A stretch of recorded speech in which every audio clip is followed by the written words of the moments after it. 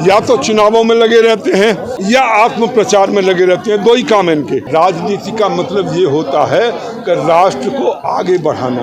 राजनीति का मतलब ये नहीं होता कि हम एक दूसरे को लड़ाते रहें। कोई वायदा उन्होंने पूरा नहीं किया। केवल जो वायदा नहीं किया था वो पॉलिसी बहुत अच्छे ढंग से लागू की, वो थी शराब की पॉलिसी। बहन बेटियां जो है इसी ढंग के राक्षसों के हाथों मारी जा रही हैं। हमें ऐसा हिंदू राष्ट्र चाहिए, हमें ऐसा राम राज्य चाहिए जहां हमारी बेटियां सुरक्षित हों। दिल्ली में 7% के दर से बेरोजगारी बढ़ रही है, यहाँ आम आदमी पार्टी। राजस्थान में 37% के दर से बेरोजगारी बढ़ रही है। तो किसी को चिंता नहीं है, सब अपना राजनीतिक खेल खेलने में लगे हुए हैं।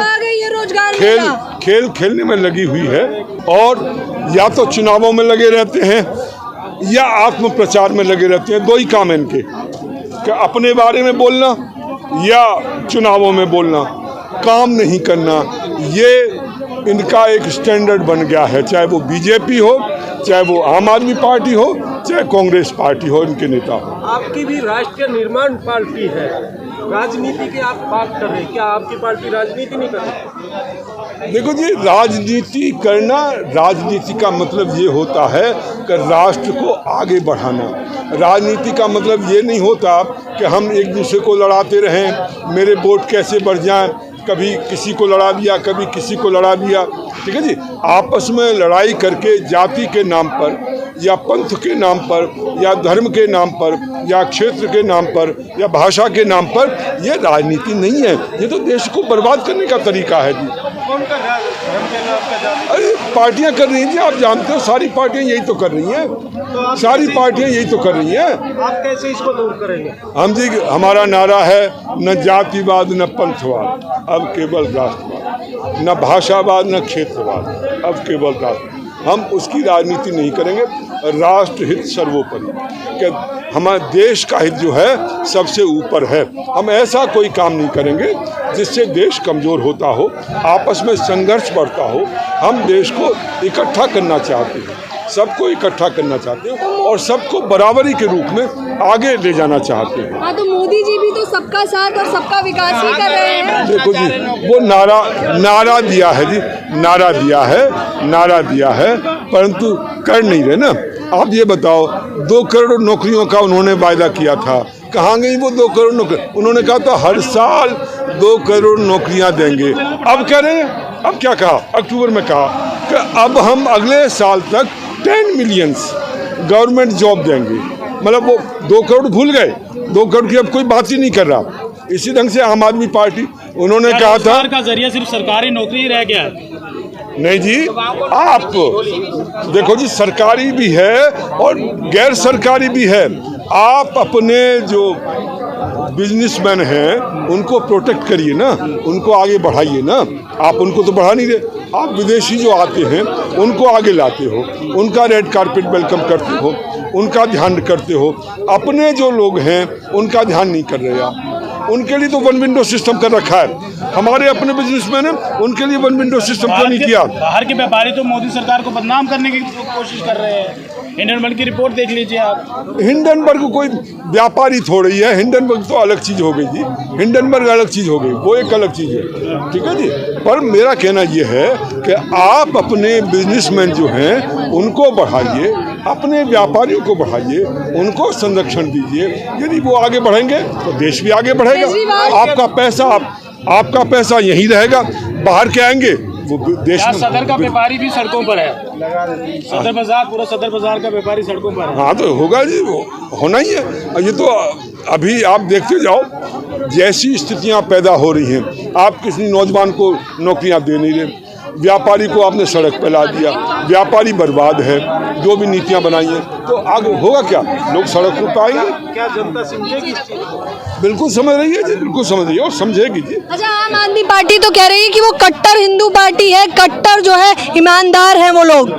अरे जी, अब क्या कहें उनका, वो तो आम आदमी पार्टी, मतलब सबसे शब्द ही नहीं है। सबसे बड़े भ्रष्टाचारी, और वो अपने आप को कट्टर ईमानदार बताते हैं। अब क्या कहें उनका। सब कुछ मुफ्त दे दिया दिल्ली को, बिजली मुफ्त की बिजली, मुफ्त का पानी, अब तो संतुष्ट हो गई होगी जनता। अब देखो जी, अब ऐसा है, उन्होंने केवल एक प्रोजेक्ट लागू किया था, वो है दारू का। इसके अलावा उन्होंने जितने वायदे किए, कोई वायदा उन्होंने पूरा नहीं किया। केवल जो वायदा नहीं किया था वो पॉलिसी बहुत अच्छे ढंग से लागू की, वो थी शराब की पॉलिसी, जिसमें एक के साथ दो मुफ्त, घर पर भी पहुंच रही है दारू कोई भी कभी भी, और 3-3 बजे तक पब्स खुले हुए हैं, बच्चियों के लिए अलग से पब्स खोल दिए गए। मतलब पूरे नौजवानों को नशेड़ी बनाने का, चाहे बच्चियां हों, चाहे हमारे बच्चे हों, चाहे पढ़ने वाले नौजवान हों, सबको बर्बाद करने का एक तरीका, नशेड़ी बनाने का उन्होंने प्रोग्राम बनाया था। इसके अलावा उन्होंने कुछ नहीं किया। 14 के बाद अच्छे दिन आ गए हैं, अब तो कोई समस्या ही नहीं बची है। समस्याएं तो समस्याएं जी, जिधर देखो समस्याएं।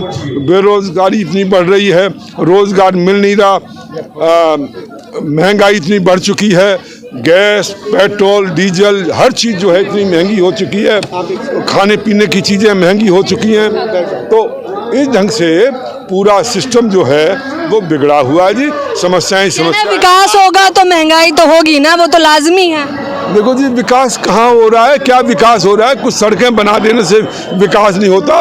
विकास के लिए पहले उसका विकास करो जिसके लिए विकास की ज़रूरत है, उसका आप विकास कर नहीं रहे। उसको क्या बनाना चाहते हो?